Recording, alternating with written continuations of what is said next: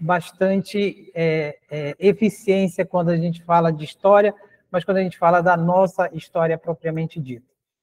O senhor mencionou dois nomes que eu tenho a honra de conhecer, que é o Charlet e o Itamar Gaudêncio, né? São contemporâneos, estudaram comigo e têm uma trajetória muito interessante, são da Polícia Militar do Pará, um orgulho enorme, então é um prazer estar falando com vocês a respeito disso. Bom, eu dividi aqui a minha fala em dois momentos, até para não ficar uma coisa muito monótona, né? E aí eu dividi em dois momentos para a gente, então, entender esse percurso relacionado ao tema, que eu coloquei como seduzidos pela memória, porque os arquivos são um pouco desse lugar de memória e que a gente precisa realmente ter acesso, mais uma vez, eu repito. Bom, eu dividi minha fala em dois momentos. Uma eu vou falar sobre história e memória, e a outra eu vou falar sobre memória e arquivo, né? E aí, ao final, se tiver perguntas, a gente pode interagir. Tá certo, Lucas? Quero agradecer aqui o Vili, né? O Vili, para quem não sabe, estudou com a minha filha no ensino médio, então eles têm uma ligação importante, foram contemporâneos. Ela foi para um lado, ele foi para a história, e eu fico muito feliz em ver, né, esses meninos conquistando o mundo, né, e de maneira muito séria e muito honesta, né? Isso que é interessante. Bom, eu vou começar falando de história e memória, e aí eu vou começar mencionando um autor, que é o Henri Bergson, que ele destaca o seguinte, que a memória ela é ambígua, né? Porque ela tanto pode ser ampla, como ela pode ser contrita. Tanto pode pensar o passado, mas também ela pode pensar o presente ou realocar o passado no presente. Isso é interessante porque, quando a gente pensa esse fato, a gente sempre vai entender que o passado ele é visitado pelo presente frequentemente. Tem uma psicóloga, historiadora, enfim, a Eclésia Bose, que ela tem um livro muito interessante chamado Memórias de Velho, e aí ela diz o seguinte para a gente, que o passado não só vem à tona das águas presentes, misturando-se com as percepções imediatas, como também empurra, desloca essas últimas, ocupando o espaço todo da consciência. Então, o passado, na verdade, nessa perspectiva da memória, a gente usa ou se vale do passado a partir dessas memórias, que pode ser memórias orais, pode ser as memórias escritas, né, os jornais, as fotografias e etc. Então, é evidente que a memória pertence a todos os tempos, sejam eles sociais, históricos e mesmo naturais. Mas, acima de tudo, quando a gente fala de memória, a memória ela tem dois caráteres interessantes, que é o caráter individual e o caráter coletivo. Também ela é atemporal, por isso que ela necessita dos suportes da história e também da temporalidade para se legitimar enquanto um fator histórico ou aquilo que a gente chama de histórico social. Sem isso, a gente não tem a memória. Portanto, é necessário entender e estabelecer a conexão entre algumas premissas para a gente poder situar os acontecimentos historicamente. O Marc Bloch, que foi, eu considero, o grande historiador do século XX, ele defendia que era pertinente o conhecimento do presente para que a gente pudesse entender o passado. Primeiro, a gente não pensa numa perspectiva do futuro, mas a gente pensa numa perspectiva do presente. Por isso que a gente se vale do passado para entender esse presente. Por isso que ele também diz, assim, tem uma colocação muito interessante do Marc Bloch, que ele fala que todos os conceitos de memória, eles fluem para o mesmo rio, e aí ele vai chamar de o rio da história. Tá? Então, a memória, ela é uma representação do passado, ela é um recorte daquilo que foi e não é mais. Porque a memória ela é seletiva também, né? Então, como ela é seletiva, ela faz os registros. Mas aí tem um detalhe. Nós vamos gradativamente, por meio de sequências de acontecimentos, nós vamos armazenando essa memória ou registrando. E aí é um ponto aqui que eu quero chamar a atenção. Quando a gente fala do registro, né, a gente registra a memória, mas essa memória ela também pode ser escrita, então ela pode ser colocada nos arquivos. E ao ser colocada nos arquivos, ela vai adquirindo novos significados. Por isso que para nós, historiadores, quando a gente reflete ou fala sobre fontes, a gente diz que não existe em fontes limitações, porque as fontes elas podem ser relidas, reinterpretadas, reanalisadas, dependendo do tema, do problema que nós passamos a debater. Por essa razão, a gente trabalha com a ideia, por exemplo, do registro, mas um registro que compreende imagens, compreende símbolos, ou seja, como a memória vai agregando tudo isso e a todo instante, né? E aí, de maneira bem direta, ela registra, né, de uma maneira em que a gente consegue perceber que há uma rede imbricada de elementos, sejam eles processos biológicos, sejam eles processos sociais, que é aquilo que a gente chama identidade, papel social, vida pública, vida privada, e aí vai levando a essa convivência ou maneira de viver em sociedade. Portanto, mais uma vez, a memória é um repositório daquilo que vivenciamos, das nossas experiências sociais, coletivas e individuais. A memória ainda é um conjunto de códigos que compreende a identidade, já que ela faz o indivíduo refletir sobre si, sobre o eu, e a consciência que entende o homem a partir de sua autorreflexão. E aí ela desenvolve, ou faz com que a gente desenvolva um papel crítico social. A memória também é um sistema, porque ela compreende a relação entre o homem, o meio, entre o sujeito e a sociedade. Assim, voltar para aquela explicação. Quando nós registramos uma fotografia, nós registramos as memórias no sentido de selecionar aquilo que queremos lembrar. Então, é o momento, é a criança, você tem um filho, você vai registrando todos aqueles momentos, porque aquilo vai passar muito rápido. E aí você, depois, no presente, né, que é o futuro, você vai olhar para aquelas memórias, você vai olhar para aquelas fotografias, e aí você vai perceber um pouco do que foi a sua vida, ou a vida dos seus filhos, e assim por diante.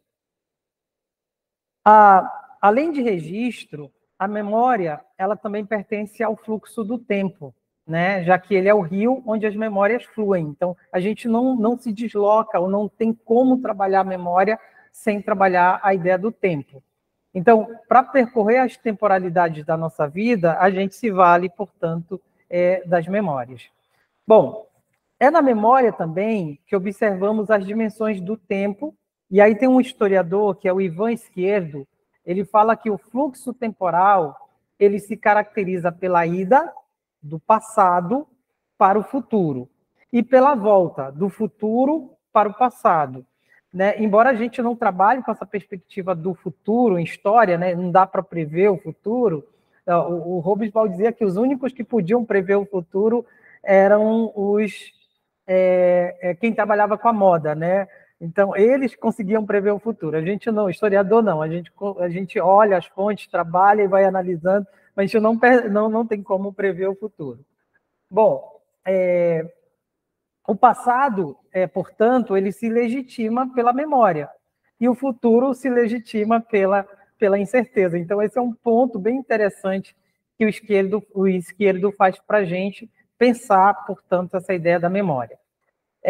O Izquierdo também diz o seguinte, o futuro não existe, e a palavra ainda é uma petição de princípio, né? Quer dizer, e o passado também não mais existe. Se o futuro não existe, o passado também não mais existe. Como é que o passado vai existir? Na verdade, pelas memórias. Então, não há tempo sem um conceito de memória, e não há presente sem um conceito de tempo. Na realidade, sem memória e sem uma noção de presente, não existe nem o presente, nem o passado e nem o futuro. Isso é a concepção, portanto, do Izquierdo. Então, a gente precisa dialogar com todos esses elementos e se valendo, portanto, das memórias. E aí tem uma coisa interessante, né? É que ele diz assim, o tempo, ele é tem um outro detalhe. O tempo ele é responsável por significar as memórias. Elas só existem porque estamos cientes sobre o passado. O passado ele é representado pela materialidade, pela conservação daquilo que é lembrado. É como se fossem representações, né? Então, você tem as representações, nessas representações você tem imagens, objetos, os signos. Aí a gente começa a perceber que o conceito de memória e de tempo, obrigatoriamente, caminham lado a lado. Então, eles são inseparáveis. Outra coisa interessante em relação à memória é que a memória também ela é experiência. Então, nós evocamos as nossas experiências nas memórias. Quando rememoramos o passado, as lembranças elas partem primeiramente das nossas experiências individuais e das nossas experiências coletivas. E a cada momento, as memórias vão se incorporando a partir das nossas vivências no presente, se coadunando com as memórias mais antigas, e essas memórias do presente e as memórias mais antigas, elas se modificam. E aí elas agregam novos fatos, novos acontecimentos às memórias antigas. A memória nunca é a mesma. É uma coisa bem interessante. Como ela nunca é a mesma, tem uma historiadora que ela diz assim, ela nada mais é do que a reflexão do homem sobre a sua vida e seu tempo. Portanto, a memória nada mais é do que as experiências vividas pelo sujeito no tempo. É o grande desafio para nós, historiadores, quando a gente trabalha, por exemplo, com memória, com história do tempo presente e assim por diante. Uma coisa interessante também, segundo o Henri Rousseau, é que definir a memória é muito difícil. No momento, entendemos que ela é o nosso repositório de experiências sociais e coletivas. Mas a memória, ela, para prolongar essa definição, ela nada mais é do que uma reconstrução psíquica e intelectual que acarreta, de fato, uma representação seletiva do passado, um passado que nunca é aquele do indivíduo somente, mas de um indivíduo inserido num contexto, seja ele familiar, social, nacional. Por isso, toda a memória é, por definição, nas palavras do Rousseau, não o Jean-Jacques Rousseau, tá? Mas o Rousseau, é coletiva. Como ela é coletiva, ela também vai trabalhar com a ideia de identidade. Então, a memória é identidade. Por isso que é importante a gente olhar para os arquivos e a gente entender o Arquivo Nacional, o Arquivo da Polícia Militar, o Arquivo da Marinha do Brasil, o Arquivo da Aeronáutica, o Arquivo Público do Pará. Eles são, na verdade, lugares de memórias, mas memórias lugares que colaboram para a construção de uma identidade. Existe, e esse é importante, existe uma relação dialética entre os dois conceitos muito ligados à ideia de memória. Por exemplo, a memória permeia várias dimensões das ciências sociais, principalmente aquelas que compreendem o homem, que sou eu, né, eu no tempo, e essa relação entre esses conceitos do homem e o tempo é que reforçam o lugar da memória e da sociedade e do homem em sociedade. Tem um antropólogo, que é o Joel Cadal, que ele diz o seguinte: sem memória, o sujeito esvazia, vive unicamente o momento presente. Ele perde suas capacidades conceituais e cognitivas. Sua identidade desaparece. Então, para o Cadal, sem memória, a identidade desaparece. Por isso que memória é identidade.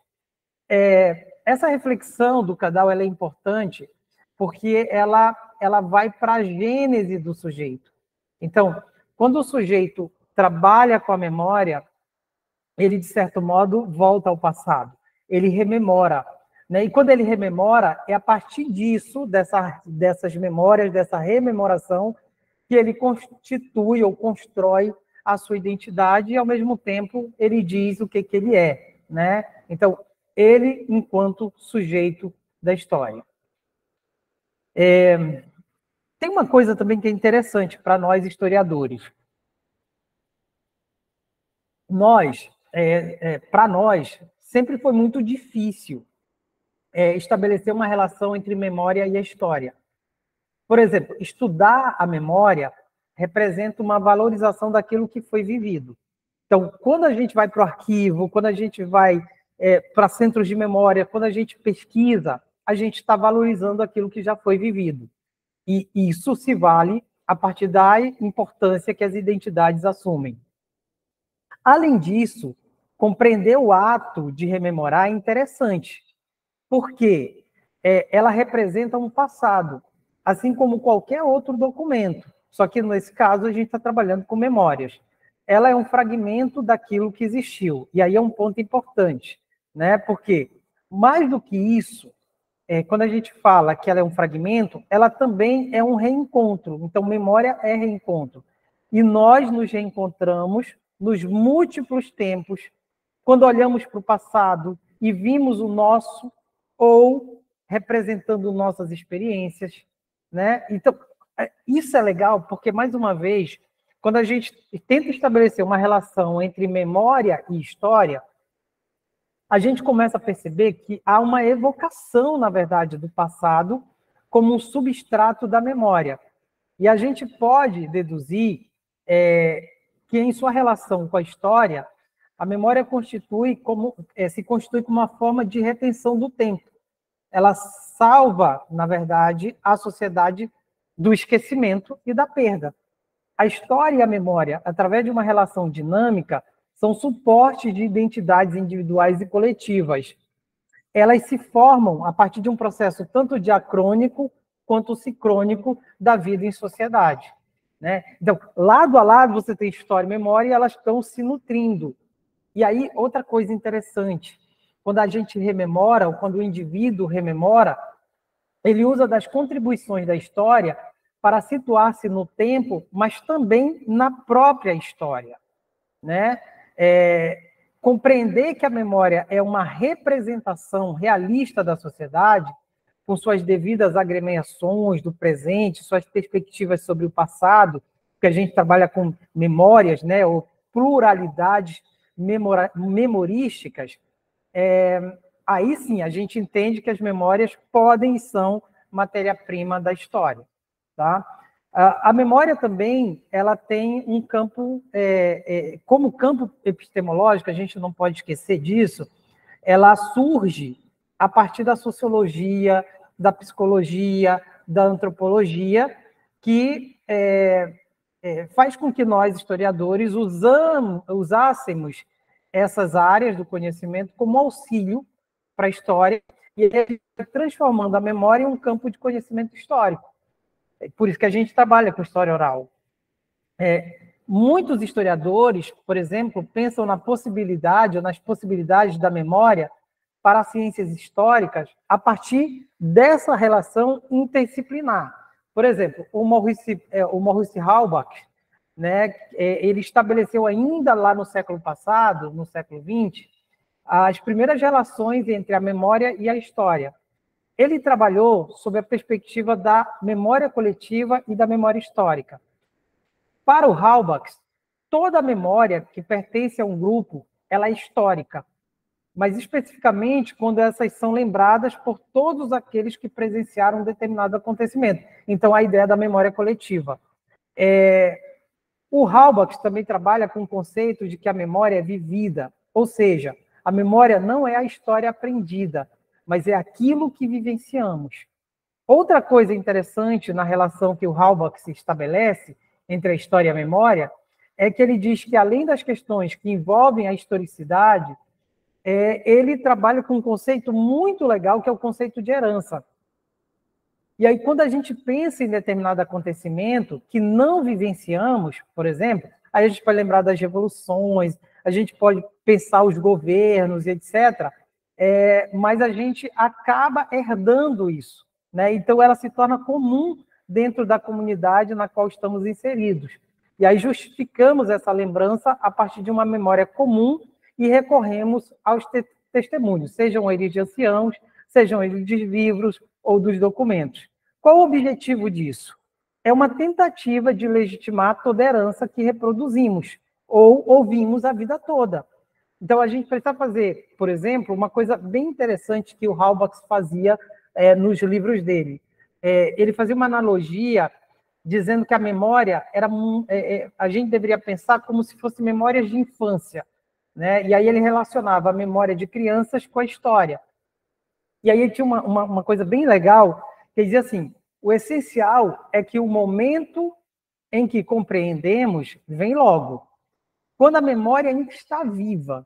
Assim, é da própria lembrança e em torno dela que vemos, de alguma forma, raiar seu significado tão vivamente. Então, a gente sabe, por exemplo, que muito do que merecia ser retido não é retido, porque ela é seletiva. Tá? E aí, se nós lembrarmos, ou se lembrarmos, por exemplo, o que nós sentíamos, a gente vai gradativamente percebendo que a lembrança ela é muito mais aquilo que está na borda, né? Ela está agarrada nas margens. E aí, de uma forma direta, a gente tem as correntes do pensamento social atravessando o espírito, por exemplo, da criança. Então, tudo que está ali nas memórias, elas são organizadas. Só que, muitas das vezes, o que é organizado não é para continuar. Então, ela se perde. Então, muitas das vezes, a gente não guarda as memórias, né? A gente seleciona algumas, e elas são moldadas de acordo com o tempo que você vive. Outra coisa que o Halbach chama muita atenção é que existe uma relação de mutualidade entre a memória e a história. E essa relação ela é perpetrada pela experiência e pelas representações sociais. Então, quando nossas lembranças entram em choque com as lembranças dos outros sujeitos, porque lembrem-se, né, às vezes a gente tem uma lembrança, então, eu vivi um momento, mas o meu colega também viveu esse momento. Só que as memórias que nós guardamos são diferentes, né, e muitas das vezes a gente entra em conflito. E aí nós vamos o quê? Nós vamos dialogar para incorporar e dar a essas memórias novos significados.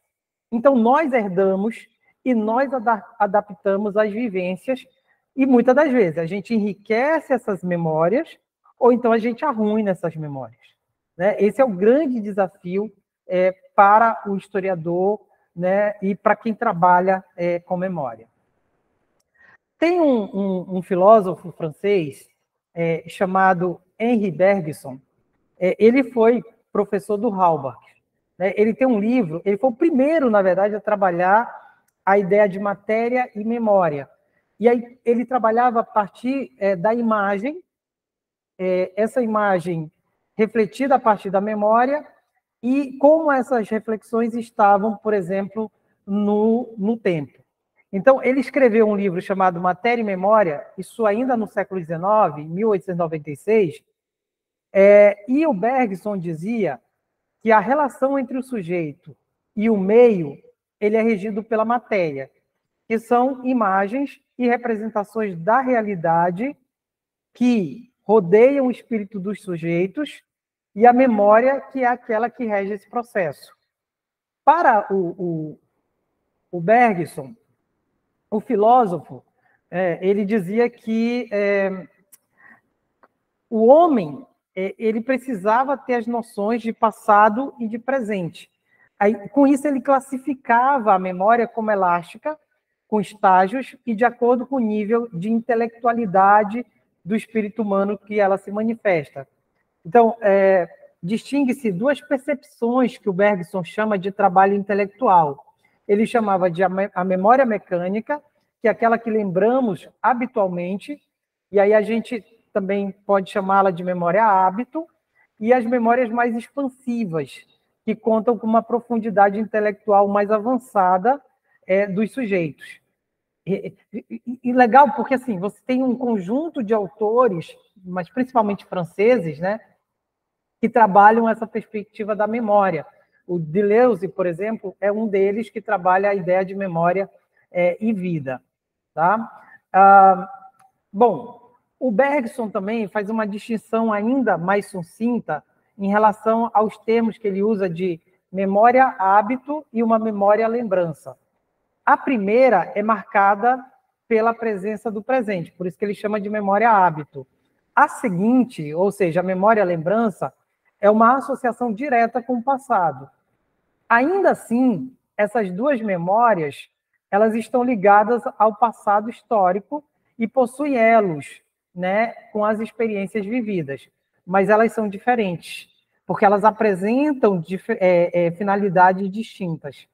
Então, pensar na memória como potencialidade ao estudo da história é pensar nas percepções dos sujeitos com relação aos acontecimentos.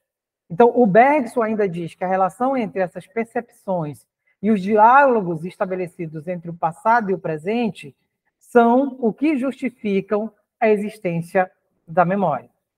E aí tem um outro historiador, que também é filósofo, mas é muito conhecido, eu acredito, da maioria de nós, que é o Paul Ricoeur, né? Que o Paul Ricoeur, ele estabelece, na verdade, uma aproximação entre a história e a memória. Então, ele diz que as bases da epistemologia da memória e da história, elas são de aproximação. Então, ele diz que a memória, ela tem como base fundamentadora da história, ou ela é, na verdade, a base fundamentadora da história. E é somente através dela que conseguimos olhar para o passado e nos ligar a ele.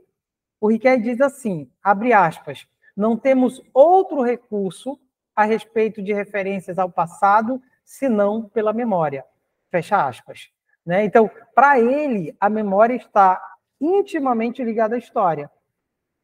Essa ligação se dá por meio das experiências, das vivências. Portanto, o trabalho do historiador também parte dessa vertente que se aproxima da epistemologia da filosofia.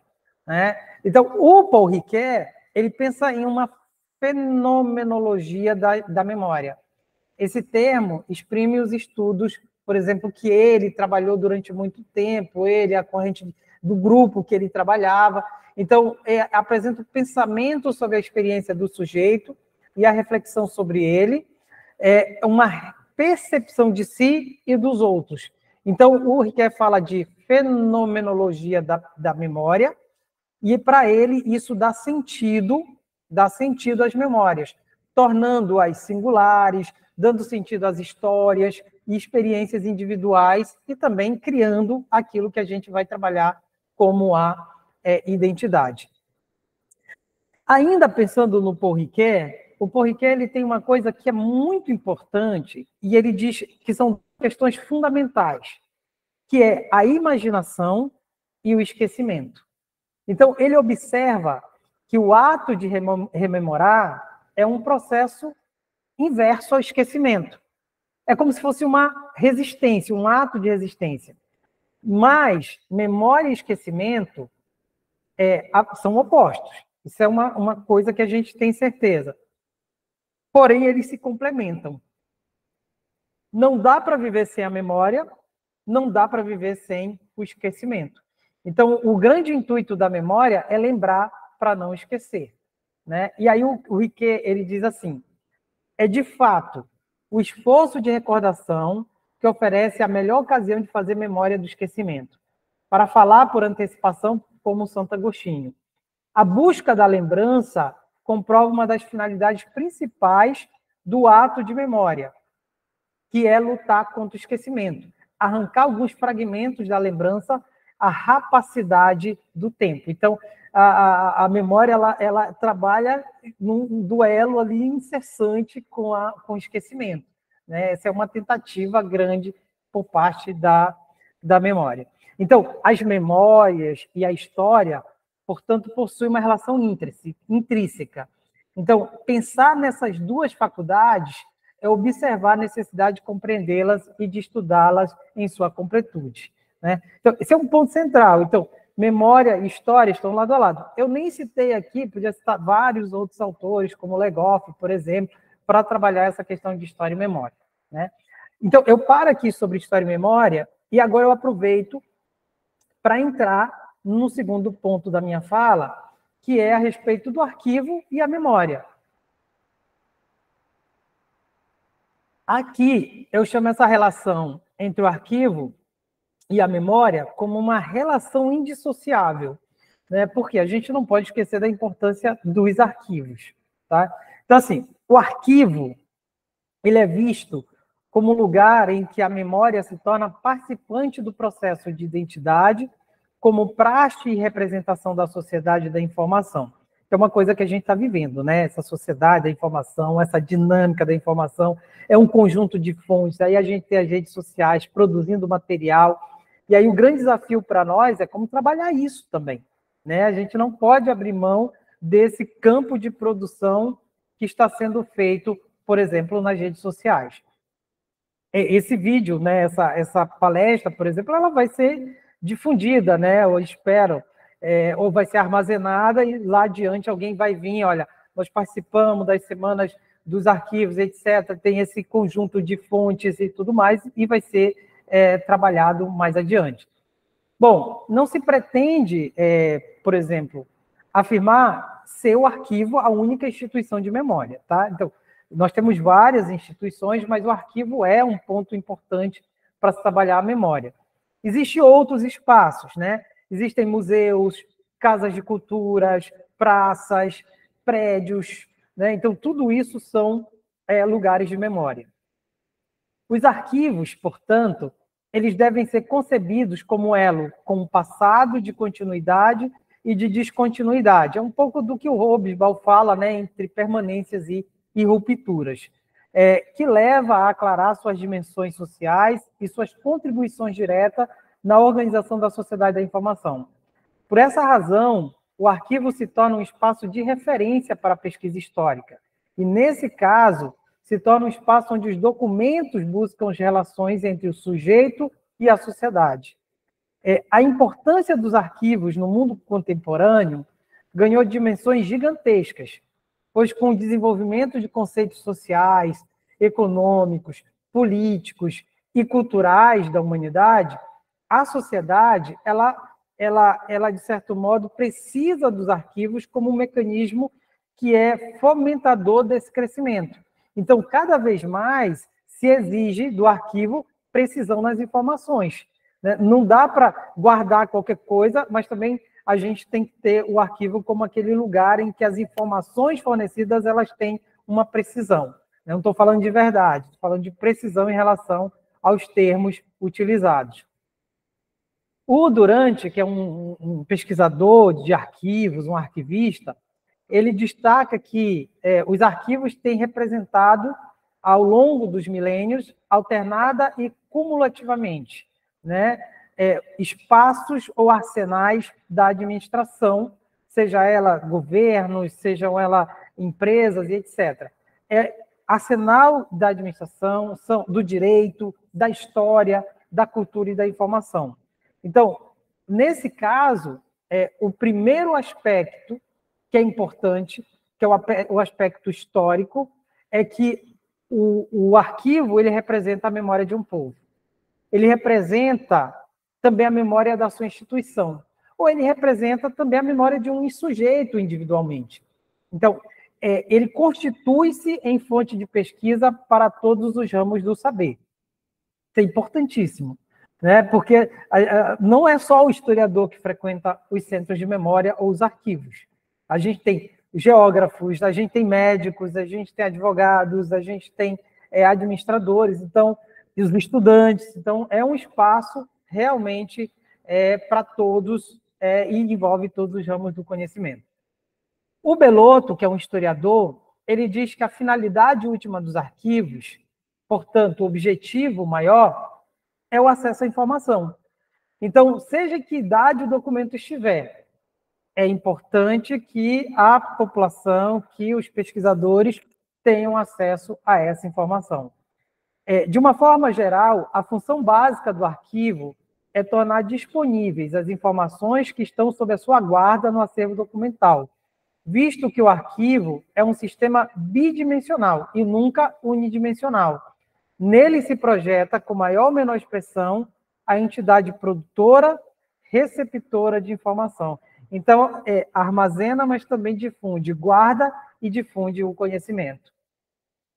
Percebemos, então, que o status do arquivo não condiz apenas com o testemunho da identidade de uma sociedade, e tampouco como uma instituição de guarda e preservação dos discursos de um povo. O arquivo ele é constituído em base sólida. Sua atuação extrapola tais conceituações, porque ele é gerador do conhecimento. Por isso, ele se impõe como lugar indispensável para o exercício da pesquisa. É muito bacana quando a gente vai nesses espaços e que a gente é bem atendido, né, que tem alguém que conhece do acervo, que nos fornece. Muitas vezes a gente chega perdido nesses espaços. Então, é importante, muitas das vezes, contar com o apoio de quem está ali, de quem conhece o acervo que está sobre a guarda daquele espaço. O arquivo, ele torna-se, portanto, um locus com especificidade, né? Ele permite ao pesquisador que ele analise os discursos e que esses discursos eles sejam revelados a partir dos diálogos que ocorreram em diferentes épocas, de forma que ele estabelece uma relação com a escuta do dito e também com a escuta do não dito, né? Esse pensamento é o pensamento do historiador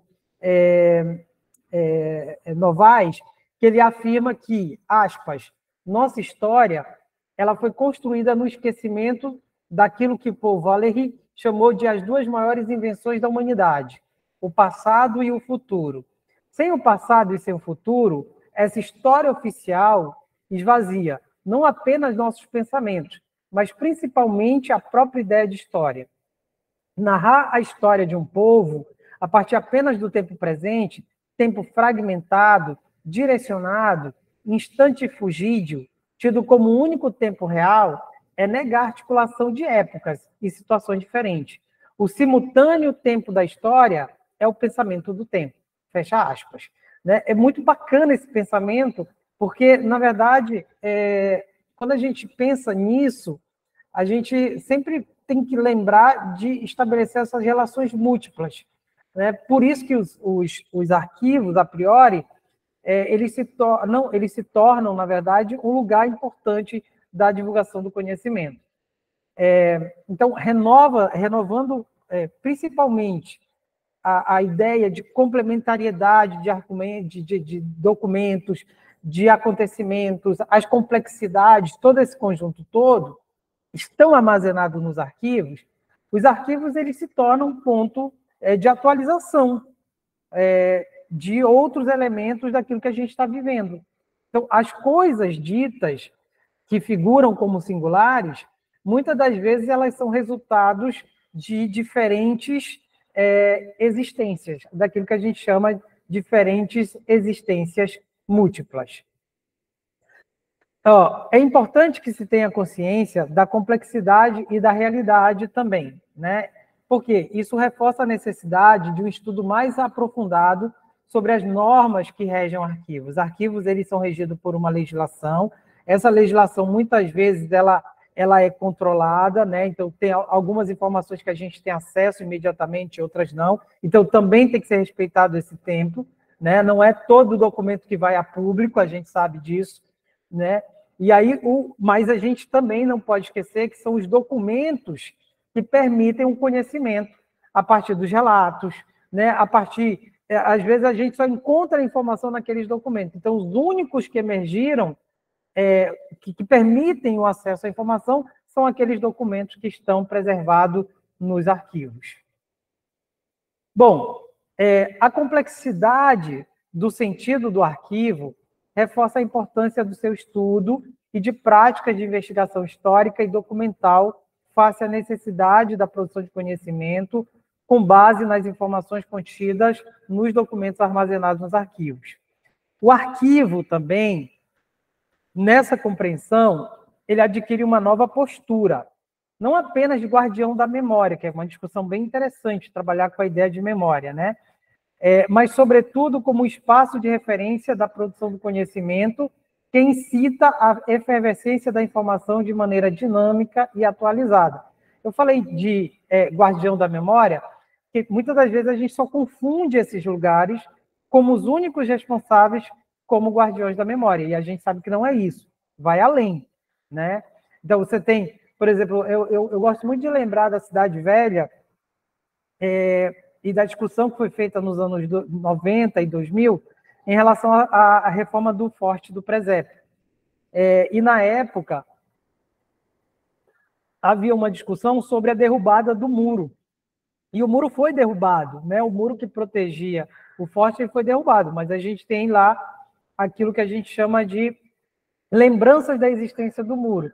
Gerou um problema muito sério, porque o centro, a comunidade, né, daquela área, dos moradores, a Associação dos Moradores da Cidade Velha, lutaram contra o governo do Estado naquela ocasião para a manutenção do muro, né, porque alegava que o muro deveria estar lá.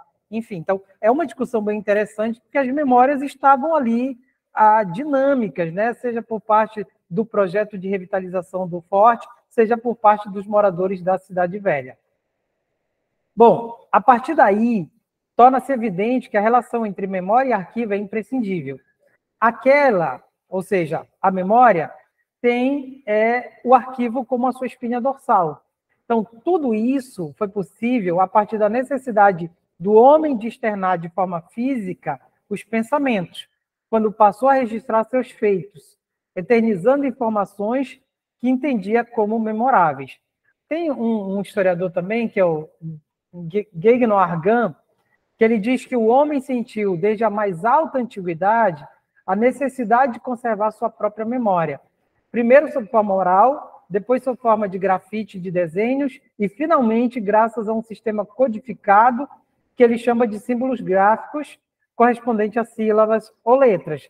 Então, a gente pode observar isso em várias sociedades, seja as sociedades da América, incas, astecas e maias, nas sociedades egípcias, por exemplo, mas a gente pode ver isso também nas nossas sociedades indígenas, como os marajoaras, né? Então, a gente tem todo esse conjunto. A memória, então, ela, assim registrada e conservada, constituiu e constitui a base de toda e qualquer atividade humana. A existência de um grupo social seria impossível sem um registro da memória ou sem os arquivos, né? Então, a gente estaria meio que perdido se não tivessem esses registros. Podemos ainda afirmar que surgiu a memória registradora, né? Ou seja, ela delega ao arquivo a função de mantê-la viva, de forma a desacelerar o desaparecimento dos sinais do que deseja manter, em face da necessidade do lembrar. E aí, muitas das vezes, é um fato importante, né? Eu lembro de um filme que eu assisti ainda na graduação, que se chamava Danton. Eu acho que todo mundo que estuda história, né, que faz graduação em história, acabava vendo esse filme. Acabava, não sei como está hoje, né? E a gente via o Danton. Eu lembro que era com Gerard Depardieu e tal. E aí a grande sacada era mostrar o período do terror na Revolução Francesa. E tem uma das cenas muito legais que é quando os franceses os revolucionários, começam a registrar tudo. Então, eles vão pegando os documentos e carimbando. Ou seja, eles vão arquivando os documentos, sabendo da importância desses documentos para o futuro. Então, e aí vai constituindo os arquivos, né? Bom, o arquivo, portanto, ele consagra-se como locus que se mantém vivo e atuante no meio da sociedade que o teceu, permitindo, assim, a externalização e a mediação entre o tempo e os acontecimentos passados. Portanto, os arquivos são templos modernos, templos de memórias. Como instituição, tanto como coleções, os arquivos servem como monumento às pessoas e instituições, julgadas merecedoras de serem lembradas. Igualmente, as que são também rejeitadas, por serem julgadas como não merecedoras. Então, tem seu acesso negado a esses templos de memória e estão fadadas, assim, ao esquecimento de nossas histórias e de nossa consciência social. Então, o arquivo, muitas vezes, ele é perverso, porque ele também faz com que determinados episódios, elementos, etc., sejam esquecidos. Os arquivos tornam-se um sistema de informação social que se materializa em qualquer tipo de suporte, sendo caracterizado principalmente pela sua natureza orgânica e funcional, associada à memória. Desse modo, a principal justificativa para a existência do arquivo é a sua capacidade de oferecer a cada cidadão um senso de identidade, de história, de cultura, de memória pessoal e de memória coletiva. A questão da memória é outro aspecto relevante, na medida em que não se trata apenas de um tema de estudos entre especialistas. A memória é um suporte dos processos de identidade e reivindicações respectivas na ordem do dia. Palavras como resgate, recuperação e preservação, todas pressupondo uma essência frágil que necessita de cuidados especiais para não se deteriorar ou perder uma substância pré-existente. Então, quando a gente fala de resgate, de recuperação, de preservação, muitas das vezes a gente liga esses elementos aos arquivos. A memória se apresenta como uma questão necessária na sociedade da informação, visto que atua como representação de fragmentos que mantêm uma coletividade e que permitem a edificação e a legitimação de uma identidade social, sendo processo, projeto de futuro e leitura do passado no presente. O Jardim, que é um historiador, ele fala, na verdade, que quando a memória trabalha com projeto de futuro e leitura do passado no presente, ele está dizendo que há uma necessidade de trabalhar a memória para construir aquilo que a gente chama de identidade. O Pollack, que é um outro historiador muito interessante, ele fala que a memória pode ser compreendida em um primeiro momento como um fenômeno individual, e ele ressalta ainda, ou ressalva ainda, que ela deve ser vista como um fenômeno construído coletivamente e submetido a flutuações, transformações, mudanças, consolidando-se no espaço, no objeto, na imagem, no suporte. Agora, a gente não pode conceber a memória sob o prisma da memorização, porque a memória deve ser concebida como práticas, como dizeres de uma sociedade, né, consubstanciada nas informações que se mantêm sempre atuais, sem lapso de tempo, e que podem ser referenciadas através de espaços em que habitam, das relações que constroem com esses espaços, e aí a gente tem a ligação com os lugares de memória. E aí, quando a gente fala muito de lugar de memória, é uma coisa muito, muito interessante, que a gente lembra do historiador Pierre Nora, né? Que ele diz, que ele usa e ele cria o conceito de lugares de memória, e aí ele concebe esses lugares como marcos testemunhais de uma outra era. Ele chama Era das Ilusões Eternas, imaterializada nos museus, arquivos, cemitérios, coleções, festas, aniversários, tratados, processos verbais, monumentos, santuários e associações. Né? Então, ele fala desses lugares e ele reforça que esses lugares de memória são, antes de tudo, restos. Que uma coisa, né?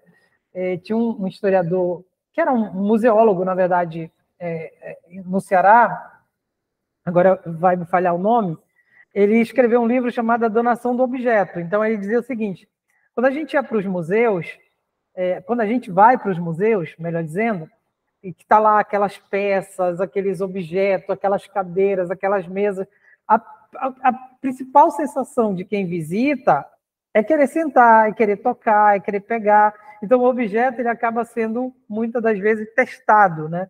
E aí é o cuidado que a gente tem que ter também com o arquivo, porque muitas das vezes o documento que está sobre a guarda dos arquivos já não são tão fáceis de manusear. E aí os arquivos têm que se atualizar. E aí eles passam por um processo, por exemplo, de digitalização de documentos. Isso tem acontecido aqui no Pará, né? Tem acontecido também em outros lugares, e a gente já vê isso, por exemplo, na Hemeroteca Digital há bastante tempo. A forma extrema onde subsiste uma consciência comemorativa numa história que chama Porque Ela a Ignora, muitas das vezes nos arquivos está guardado, mantém aqueles elementos da coletividade, muitas vezes secretamente, né? Então, eles passam por um processo de transformação e também de renovação. E os lugares de memória nascem e vivem do sentimento de que não há memória espontânea. É uma outra discussão importante. Para Pierre Nora, esses lugares de memória não têm seu espaço minimizado pela materialização. Na realidade, correspondem a um material constituído de significados que se encontram em um plano abstrato, propiciando a busca e o encontro dos vestígios capazes de fomentar mudanças nas práticas sociais. Na verdade, assim, esses lugares atuam como representações de fragmentos que mantêm, por artifícios, uma coletividade envolvida por transformações, estabelecem relações de pertencimento a espaços que não são mais habitados, mas que tonificam a preservação do simbólico. Né? Então, nesse sentido, o que tem posto é que a relação entre os acontecimentos vividos e a sua transmissão produz a memória. E o arquivo se apresenta como uma das formas de difundi-la, por meio dos registros informacional presentes nos seus documentos. O arquivo é o lugar de memória para a pesquisa histórica, concebido como um locus interativo entre o pesquisador e o objeto, por meio da visita e da equiparação das teorias existentes. O arquivo possibilita o progresso e a humanização destas teorias e, ao mesmo tempo, o cultivo do pensar crítico e criativo do pesquisador. O Foucault ele dizia que o pesquisador ele construi a sua própria produção para responder ao desafio da socialização do conhecimento.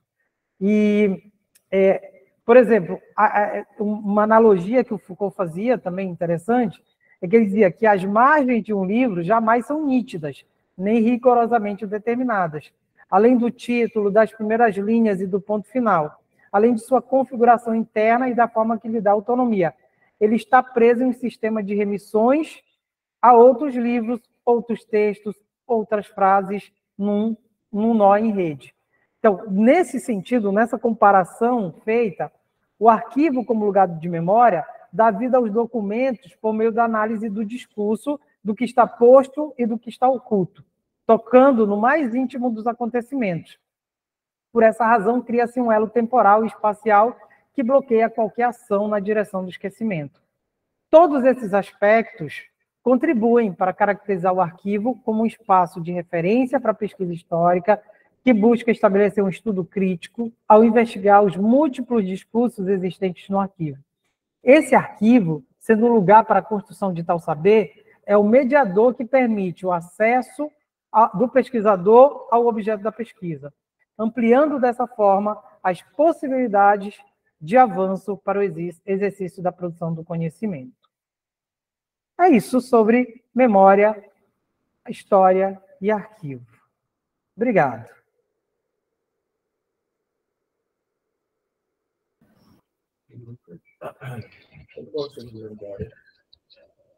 Parabéns, professor. Uma palestra que... Bom, primeiramente, eu me senti muito bem representado, porque tanto a gente na história, quanto a gente que trabalha com conservação, com restauro, para a gente é necessário entender a maior parte desses conceitos. Então, as discussões que o senhor fez, os autores que o senhor trabalhou, são coisas que eu via muito fortemente, seja na graduação, seja no mestrado, e muita gente que está aqui, que está só na graduação, que está começando agora, precisa compreender. Bom, para começar essa discussão, na verdade, eu tenho algumas perguntas, mas são minhas mesmo. Eu trabalhei no mestrado um arquivo específico, que é o arquivo da Associação de Ex-Combatentes. O que acontece? Esse arquivo ele tem uma diversa função. O que acontecia? Os ex-combatentes, para formarem um grupo social que pudesse se consolidar atrás de seus direitos, buscando a preservação da sua memória, tal como também o cumprimento do que está na lei, eles reuniram-se nessas associações. Nesse processo de reunião, constantemente, eles guardavam elementos próprios, ou seja, documentos, medalhas, fotos, ainda que fossem pessoais, eles mantinham dentro da associação, e esse espaço ficava como se fosse um repositório da memória deles. Só que esse espaço aí foi abandonado. E nesse processo de abandono, muita coisa se perdeu. Pelo que estimamos, cerca de 15 a 20% da produção toda dos ex-combatentes é o que está hoje lá preservado. O que acontece? Nessa documentação, eu encontrei uma documentação bem interessante. Eu encontrei alguns ofícios que apresentam em seus dados determinada situação. Ou seja, uma solicitação, uma apresentação sobre um evento. O que acontece? Ao mesmo tempo que tem essa apresentação de caráter oficial, timbrado, tudo certo, a maioria desses documentos também apresenta observações. Observações feitas pelos presidentes das associações ou até mesmo por pessoas que foram lá e que constataram coisas diferentes e que constataram que não exatamente o que estava no papel, até porque são ofícios, etc., de fato aconteceu. Então, apresentam particularidades, apresentam visões. Eu gostaria de compreender como é que pode se trabalhar uma documentação que tem essa diversidade, que, ora, às vezes é conflitante, ora, às vezes ela corrobora com o que está na oficial, e às vezes vai comprar uma situação completamente distante. Eu queria saber como se pode problematizar essa documentação. E também abrir espaço para as outras perguntas. Vocês podem mandar as perguntas no chat e também podem levantar a mão caso queiram perguntar. Tá, beleza. Como é que a gente vai fazer? A gente espera ou eu já posso responder? Eu gostei muito dessa colocação, né? O que tu dizes? Vamos ver. Vamos deixar o senhor responder agora. Aí, se for fazendo mais perguntas, aí a gente faz um bloco com todas as perguntas. Perfeito. Então, tá bom. Então, assim, uma coisa bem interessante. Para quem não me conhece, de uma maneira geral, eu trabalhei no Sistema Integrado de Museus e Memoriais da Amazônia. Eu fui servidor da Secult Pará, e a gente tinha uma coisa bem interessante que era uma responsabilidade de fazer levantamento em relação aos documentos, em relação às obras de arte, por exemplo, que estão disponíveis no acervo do Museu do Estado do Pará, ou do Museu de Arte Sacra, etc. Porque muitas informações que a gente tem eram informações que eram colocadas aleatoriamente. Então, assim, você tinha um documento oficial, muitas das vezes aquele documento oficial ele se perdia, você tinha ideia da existência dele, e em outros casos apareciam algumas anotações. E essas anotações estavam no documento, eram registros improvisados, né, relacionados ao quantitativo, datas, autores, etc. Então, querendo ou não, é muito próximo daquilo que eu falei a respeito do forte, do muro. Primeira coisa, né, os centros de memória, quando você fala do arquivo dos ex-combatentes, eles foram levando para lá o que eles tinham para compor o acervo. E quando eles levam esse material para compor, é uma memória individual que ela vai sendo transformada numa memória coletiva, porque ela vai estar num espaço coletivo, né? E aí não é mais só aquela pessoa que está, por exemplo, tendo contato com aquele material. Então, você tem uma dinâmica diferente. Agora, você tem várias pessoas. A questão é que falta, por exemplo, muitas das vezes, aquilo que a gente chamaria nas exposições de arte, ou nas exposições em geral, de curadoria, né, que é a seleção desse material. Muitas das vezes é colocado vários materiais aleatoriamente, alguns, de fato, com finalidade, que atendem os objetivos daquele centro de memória, e outros sem nenhuma vinculação. Um adendo. Eu estive num... Não é crítica, tá, gente? Eu estive no Museu de Cametá alguns anos atrás, e aí eu estava fazendo um levantamento documental sobre o caricaturista Andrelino Cota, que é quem eu pesquisei para minha tese de doutoramento, e aí eu fui trabalhar caricatura e etc. Eu sabia que ele era de Cametá e fui para Cametá atrás das informações. E chegando lá tinha um museu. Só que o museu era administrado por um particular. O que o particular fazia? Ele colocava tudo que ele achava interessante. Ele colocava um ferro, sabe aqueles ferros de gomar a carvão? Então ele colocava ferro. Ele colocou uma nota de R$ 1, aquela nota verde que não circula mais, e foi depositando lá. Então, virou muito mais um depósito do que um lugar, digamos assim, um museu, essa coisa toda. Aí, é óbvio, a Secult interviu, fez uma readequação, o espaço melhorou, com uma curadoria e etc., seleção de material, enfim. Então, um pouco disso. Muitas das vezes, se cria os arquivos ou privados, e muitas das vezes são muito mais depósito, como eram os museus no passado, que a gente tem que pensar também nessa perspectiva.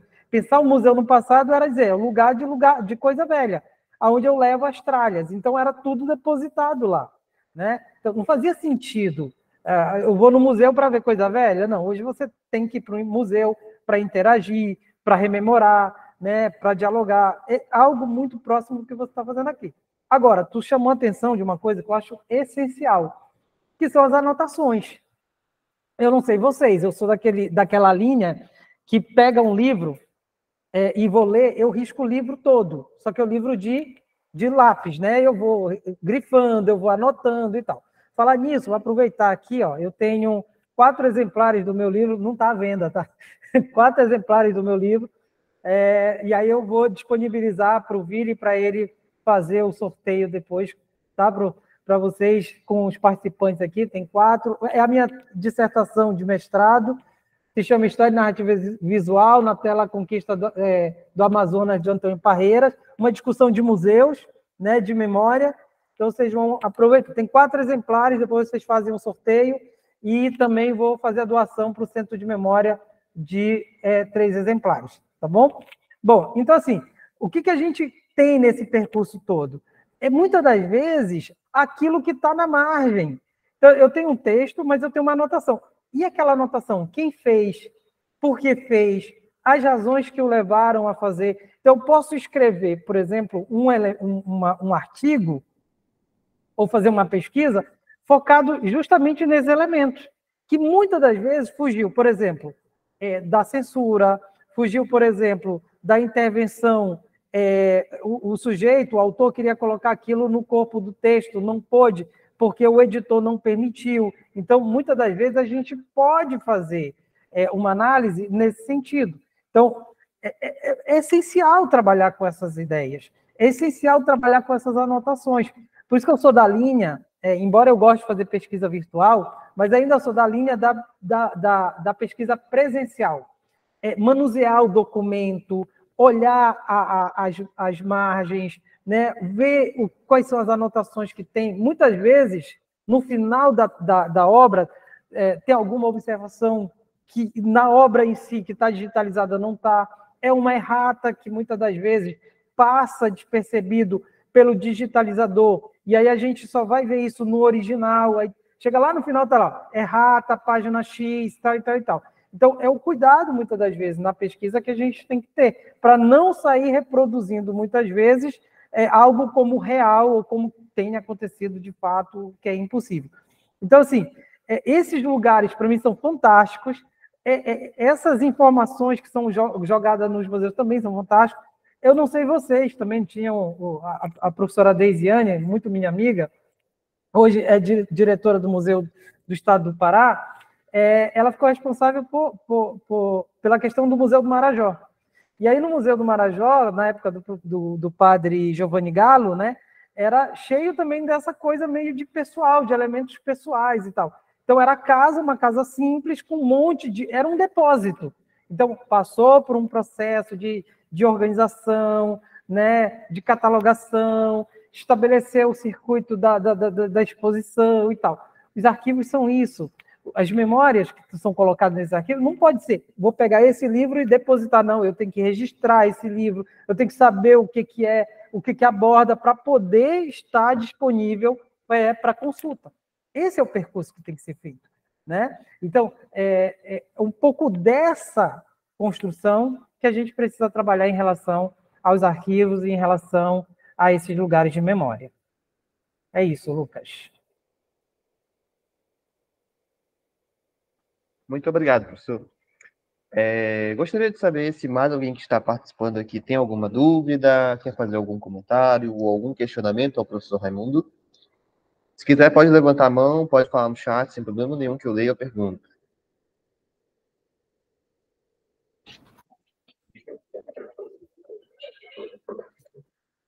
Ó. Tem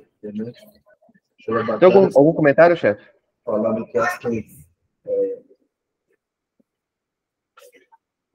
Não, tô esperando dar o tempo para as perguntas. Depois, se não houver mais perguntas, a gente faz as considerações finais, os agradecimentos e a foto. Ok. Olá, pessoal. Alguém?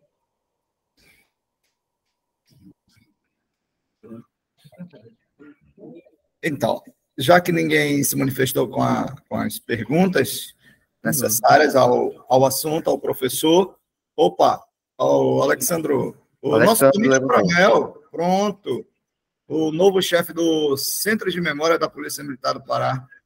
O microfone é seu, Coronel Alexandre. Deixa eu fazer uma pergunta aqui, professor. Tá me ouvindo? Estou conseguindo me ouvir? Sim, senhor. Bom dia a todos, amigos. Tenente Coronel Alexandro. Eu estou assumindo a função de chefe do Centro de Memória da Polícia Militar do Pará. E a pergunta que eu vou fazer, na verdade, tem um pouco a ver com uma dúvida que eu sempre tive, que eu fui muito tempo parte da inteligência da PM, né? E na inteligência da PM a gente tem documentos que são classificados como confidenciais, reservados. E a nossa grande dúvida, na época que a gente queria se desfazer desses documentos, era a respeito desses arquivos, né? Muitos são arquivos históricos, na verdade, né, de missões. Por exemplo, um exemplo a citar é aquele caso do Aurá, né, em que houve aquele embate com o pessoal que estava naquela situação de retenção de posse, e a guarnição foi atacada, enfim, houve uma situação meio complicada, e havia documentos de inteligência que levantaram aquela situação, e aquilo ficou marcado, né, na história da PM, né? É um evento que ficou marcado, assim como tantos outros. E a pergunta é assim, há um processo de desfazimento, de destruição desses documentos, há uma lei que rege, porque nós temos a Lei Geral de Proteção de Dados e também temos algumas regras de trituração de documentos de caráter de inteligência, né? Mas, em termos gerais, esses arquivos, eles passam por esse processo também referente às leis que regem os centros de memória, para a gente poder pegar esses documentos e guardá-los como uma memória viva da...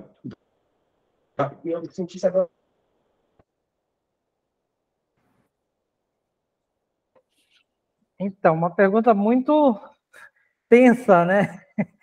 Eu digo que é uma pergunta tensa, Tenente Coronel, por duas razões. Assim, para nós, historiadores, não seria bom descartar, né? A gente não quer que os documentos sejam descartados. Nós sabemos da importância, nós sabemos que tem documentos que são sigilosos, que tem documento que tem um prazo, inclusive, para serem guardados, que eles não podem simplesmente ser disponibilizados ao público, né? Mas a gente sabe que em algum momento nós precisamos que esses documentos venham ao conhecimento da população. A gente sabe, repito, tem documentos que são confidenciais, que eles só devem circular entre aqueles grupos, tem documentos que têm o caráter de sigiloso, mas, historicamente, passado um determinado tempo, seria aconselhado, né, que esses documentos viessem a público. Não que vai expor todos de uma vez, mas eles são expostos gradativamente, como foram feitos os documentos relacionados à ditadura civil-militar, né? A gente lembra, por exemplo, que esqueci até o nome do autor que escreveu que ele era a ditadura escancarada, a ditadura derrotada, o Hélio Gaspari. Ele simplesmente só pôde publicar os documentos, o livro que ele construiu, a partir de um determinado momento em que essa documentação, né, que estava, por exemplo, nos arquivos, pôde receber a autorização para tal, tanto do Exército, quanto da Aeronáutica, quanto da Marinha, enfim. Então, aí sim ele pôde fazer a divulgação do trabalho que ele pesquisou. Então, é nessa linha. Obrigatoriamente, eu aconselho, né, eu como historiador, eu quero, na verdade, que esses documentos sejam resguardados. Só um adendo, coronel, a gente lembra, por exemplo, do Centro de Memória da Amazônia, do CMA. A maior parte dos documentos que estão no CMA vem do arquivo do Tribunal de Justiça do Pará. E tem documento sigiloso. Então, qual era a ideia do arquivo do tribunal? É que, passado 70 anos, aqueles documentos seriam descartados, eliminados mesmo, né? O que a Universidade Federal do Pará fez? Criou o Centro de Memória para que essa documentação não fosse, enfim, dado fim a ela, mas que ela fosse resguardada. Tem lá algumas restrições em alguns documentos, mas hoje a população tem acesso. Aí a gente consegue entender o que daqueles processos. Quando a gente olha um processo crime, a gente entende autor, vítima, as razões do homicídio, as razões do furto, a gente entende qual foi o circuito que levou, por exemplo, à prisão, como se deu essa prisão, né? Ou quando a gente vai, por exemplo, para um processo civil que envolve bens, quais eram os bens, a gente sabe, por exemplo, e a gente já teve acesso a esses documentos, encontrou obras de arte, muitas vezes estava em disputa de família com outra, o nome do autor, então a gente, do produtor da obra, o nome da obra, quer dizer, a gente encontra nesses processos, né? E eram processos que iam ser eliminados. E aí o Centro de Memória resguarda esses documentos, a gente tem acesso. Então, o que o Centro de Memória da Polícia Militar do Pará tem que fazer também é guardar essa documentação, né, para que e abrir, não digo todos os documentos, repito, porque a lei também assim o garante, mas permitir que a população, e quem vai procurar não é qualquer, não é todo mundo, né, são os pesquisadores, são historiadores, são antropólogos, então que a gente possa ter acesso a esse material e possa ocupar esse espaço, né, porque muitas das vezes a gente tem um espaço, cria um espaço e o espaço não é visitado, o espaço não é usado para pesquisa. Então, a gente precisa que esses espaços tenham realmente essa finalidade. Tá? É um pouco disso. Professor, posso fazer um comentário sobre isso também? Pode. Ok. Coronel Alessandro, um exemplo disso que tem no Arquivo Público do Pará. O que acontece?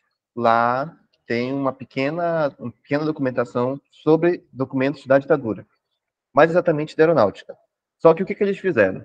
Eles não colocaram os documentos originais. Eles colocaram cópias, e eram cópias que eram como se fossem circulares da época. Então, a documentação de inteligência, o que foi levantado, não está, por exemplo, no catálogo principal. No entanto, essa documentação ela era de caráter reservado, e algumas até mesmo de caráter secreto, estão lá, mas são bem poucas e são bem delimitadas. Quem pode consultar, como vai. Eu consegui consultar. É uma documentação bem simples e bem informativa, mas é uma documentação de há muito tempo atrás. Então, eles têm esse rigor, caso você queira consultar, essa documentação está disponível.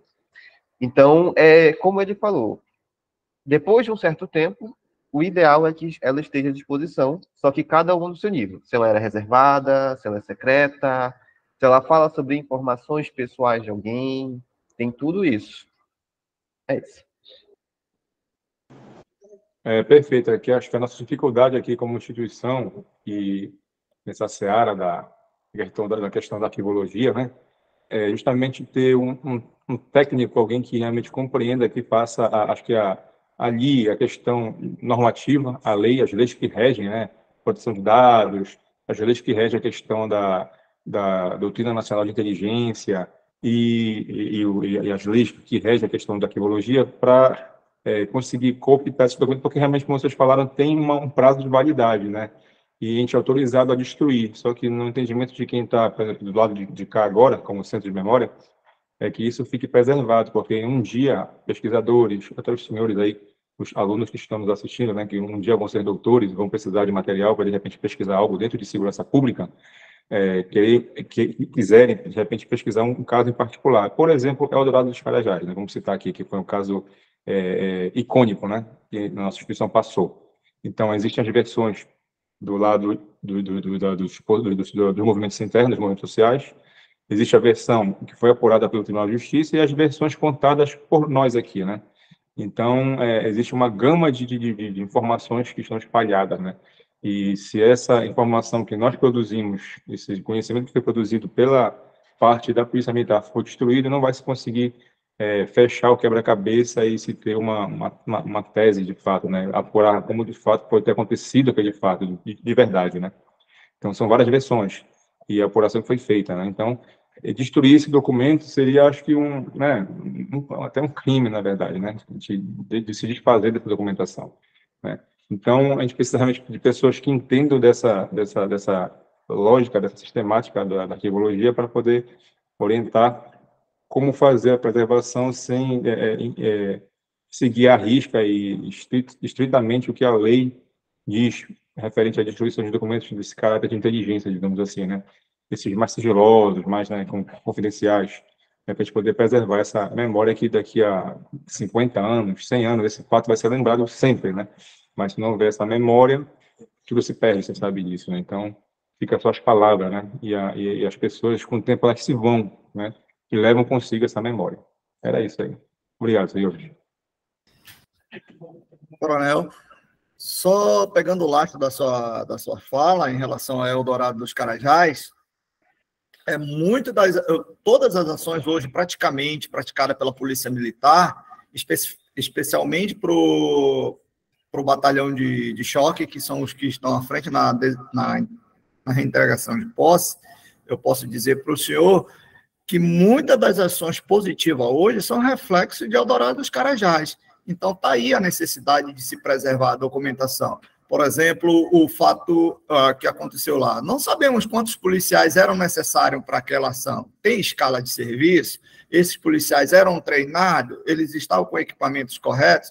Então, tudo isso, obviamente, devia estar escrito em algum lugar, e todas as outras ações que se desencadeiam hoje já são baseadas nos dados do passado, que tem resultados positivos hoje nas ações da Polícia Militar. Então, hoje a Polícia Militar tem essa referência nacional em reintegração de posse, com nenhuma mais baixa, tanto da parte da Polícia Militar, que faz a reintegração, quanto da parte da população. Então, é necessário a preservação desses documentos, para que se tenha um lastro de como agir daqui para frente. Então, o Centro de Memória, através do arquivo, ela veio com esse propósito de salvaguardar essa documentação, embora esses documentos ficavam à risca, somente aos seus quartéis, e hoje a gente tem um espaço onde a gente possa guardar esse documento, ressalvado a lei de informação, a lei de acesso à informação, tem documentos, obviamente, em qualquer segmento, assim como no Tribunal de Justiça, assim como nos Conselhos Regionais de Medicina, tem documentos que é de acesso ao público, tem documento que é restrito, é reservado, e ao longo do tempo ele vai perder a sua característica de ficar no sigilo, e aí é exposto para pesquisa, para análise documental. Tem, recentemente, com a criação do Centro de Memória, a nossa instituição policial militar, os quartéis, eles não tinham as suas galerias de comandante. Então, eles estão recorrendo ao Centro de Memória nas pesquisas dos seus comandantes para formalizar as suas galerias.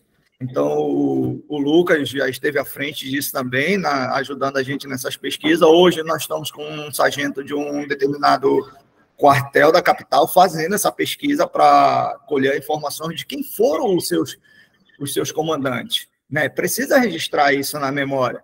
Então, como é que eu vou contar daqui a 30 anos, 50 anos, para os netos, para os filhos, para a sociedade, que eu fui comandante de determinada unidade, eu participei, não tem dados históricos nenhum. Então, está aí a necessidade, daí a importância de a gente preservar essa documentação. E essa documentação ela é preservada de maneira que somente o arquivo da Polícia Militar ele manuseia esse documento, que é muito diferente do passado. Quando o militar queria a informação acerca dele, ele mesmo manuseava, ele mesmo buscava, e acabava esse documento sendo depreciado, acabava não tendo o devido cuidado, e muitas das vezes, hoje, nós se deparamos com lacunas dessa documentação. Então, hoje, toda a documentação que se faz as pesquisas necessárias, ela passa por um controle do arquivo para depois sim ser exposta para que façam as pesquisas necessárias, como a gente tem recebido, a professora Desiane, como o senhor bem citou aí, professor, já veio nos visitar aqui, já entende a complexidade, somos jovens nesse contexto de arquivo, nesse contexto de museu, perto de muitos que já existiam, mas estamos nesse caminho da preservação documental da instituição.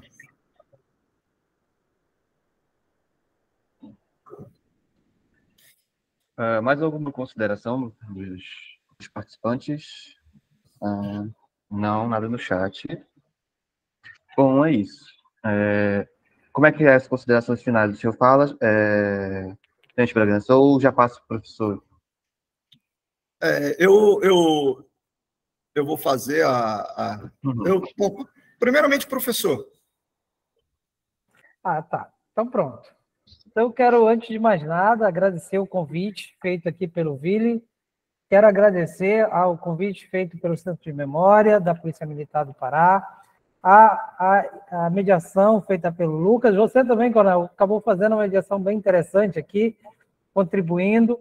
Acho que é isso. Muitas das vezes as palestras elas são monótonas quando a gente deixa, né? Então, quando há esses diálogos, é bom.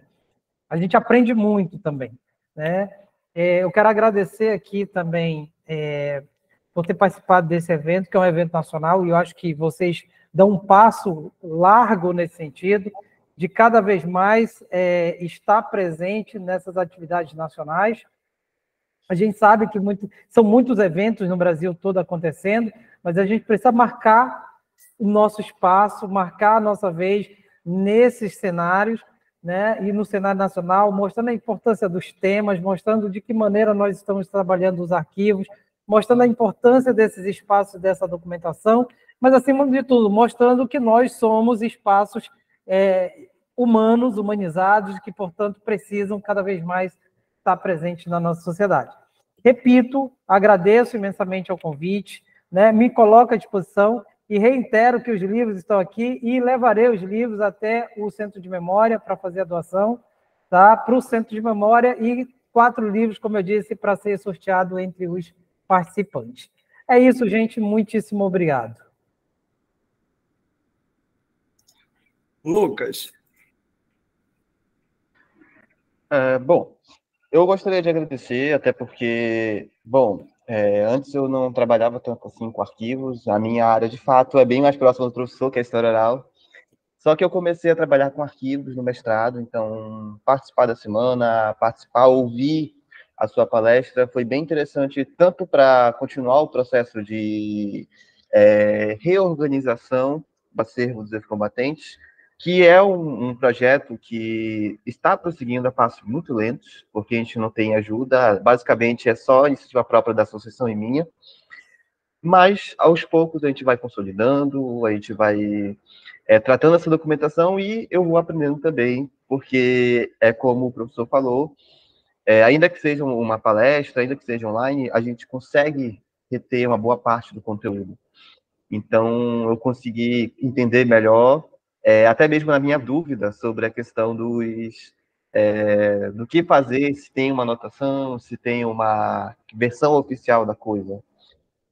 No mais, agradecer a todos que participaram, agradecer ao Centro de Memória novamente, e de maneira que a gente possa prosseguir com novos eventos, trazendo não só a questão da memória como um todo, mas até mesmo o próprio Centro de Memória com a sociedade, que é o objetivo principal da instituição e que precisa estar cada vez mais de portas abertas para todo mundo.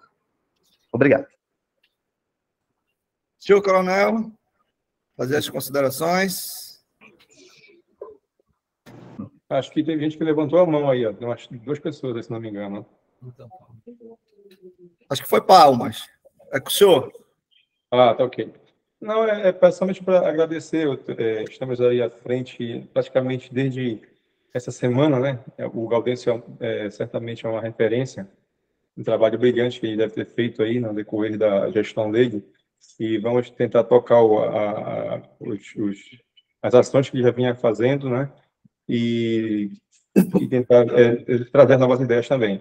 juntamente com Bragança e com o Leonardo, que estão lá, juntamente na equipe do Gaudêncio, ficaram ainda com a nossa equipe, na nossa equipe, para ajeitar, né, o processo e tocar em frente. Agradecer aos professores Lucas e a Raimundo pela disponibilidade aí, pela palestra, e informar que nós estamos à disposição e estamos lá também para aprender, né? Temos uma vivência nessa área de documentos de caráter sigiloso e confidencial por causa da inteligência. Então, foi surgiu aquela minha dúvida aqui. Sempre foi essa dúvida, na verdade. Eu sempre tive essa dúvida. E não tinha respostas, né? Nos nossos setores internos, né? Mas com a academia nos dando esse suporte, né? Que eu acho que é muito importante a Polícia Militar ela se aproximar da academia, as instituições de segurança pública como um todo, ter essa proximidade com a academia, né? Que isso, essa integração, ela vai trazer frutos, né? Esplendorosos aí para a nossa atividade, né? Então, agradecer realmente e parabenizar o Bragança e o Leonardo e os voluntários que também estão lá também trabalhando o tempo todo, né? Eu estou vendo aqui o Vili, né? Mas tem tantos outros que eu também ainda estou conhecendo lá, né? São, inclusive, alunos do curso de História, estão se formando, estão cursando, e são de grande valor, né? Para a nossa atividade lá. Agradecer a cada um dos senhores aí e aos presentes que estiveram participando aí ontem e hoje das palestras. Muito obrigado. O nosso senhor Major Gaudêncio, fique à vontade. Bom dia a todos. Comandante Alexandre aí, muito obrigado pela oportunidade. Eu peço desculpa de ter entrado há pouco, né? Não vi toda a palestra do que foi feito aí essa apresentação, nesse debate aí com o professor Lucas também, o professor Raimundo. O professor Raimundo é meu contemporâneo, 1997, em História, tem toda uma construção de conhecimento, né? O conhecimento também é experiência, né, professor Raimundo? De cada sujeito. O professor Lucas, grande colaborador, viu, coronel? E que nos ajuda bastante, tanto no Centro de Memória, como agora no setor de pesquisa que eu estou. Eu estou agora na 8ª Seção do Estado-Maior, que é o setor que coordena as pesquisas da Polícia Militar, pesquisas científicas. E aí aproveito para dizer que também aqui na 8ª Seção está de portas abertas para os nossos historiadores, nossos pesquisadores de maneira geral. O Bragança sabe disso, o Leonardo, agradecer também ao Leonardo, toda a equipe, que, a verdade, o trabalho todo que está sendo feito hoje, esse debate que teve, ele também é fruto toda essa dinâmica interna, cotidiana do Centro de Memória.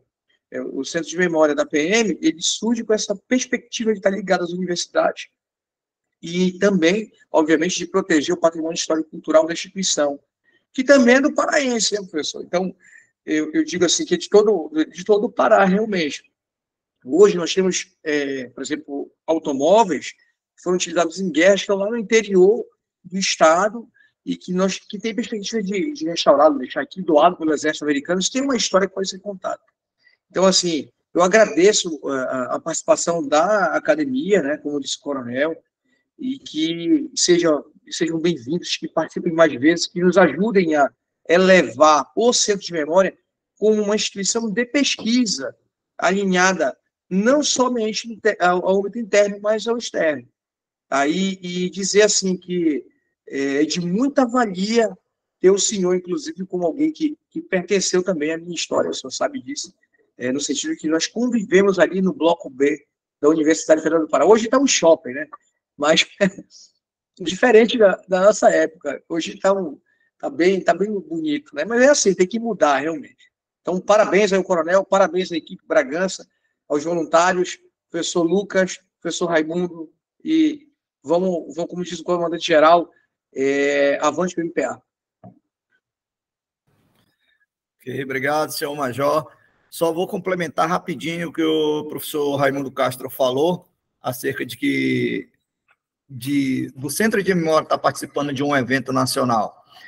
Nesse evento do Arquivo Nacional, 22 estados, professor, se inscreveram. E somente 2 polícias militares inscreveram o evento, que foi a Polícia Militar de Minas Gerais e a Polícia Militar do Pará. Somente essas 2 instituições que fizeram as suas inscrições para debater sobre a questão de arquivos. Então, se eu imagino a grandiosidade que é a Polícia Militar de São Paulo e não tem inscrito num evento desse nacional. Então, é aberto para todo mundo só consultar o site e ver quantos estados fazem participação, quantas polícias militares. E diga-se de passagem, não consegui ver Exército, nem Marinha, nem Aeronáutica nesse evento. Somente essas duas polícias militares, a Polícia Militar de Minas Gerais e a Polícia Militar aqui do Pará. Então, é para... Desculpa te interromper. E, coronel, esse é um dado de relatório importante para mandar para o alto comando, inclusive, para ver como a gente já participa e o que nós estamos produzindo, tá? Só uma lembrança. Eu digo que falava sempre, relatório não é para dar trabalho para a equipe, é para mostrar que nós trabalhamos. Professor, muito obrigado, prazer conhecê-lo. O Vili não errou. Depois tem os méritos deles aqui, conosco, aqui tem o almoço. Ele não errou quando indicou o senhor. Muito obrigado. A partir de hoje, o senhor entra no hall dos nossos colaboradores. Muito obrigado mesmo. Lucas, muito obrigado. Estamos à disposição, Centro de Memória de portas abertas a todos. Obrigado. Vamos abrir as nossas câmeras para registrar, por favor.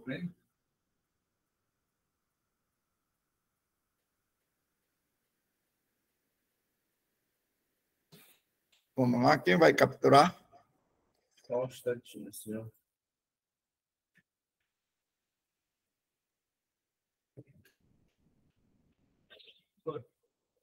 Espera aí, filho.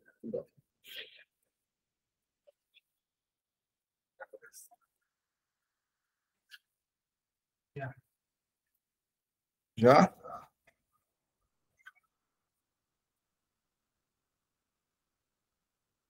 Ok, senhores. Vou dar por encerrado. Obrigado, professor. Estamos à disposição. Pode encerrar.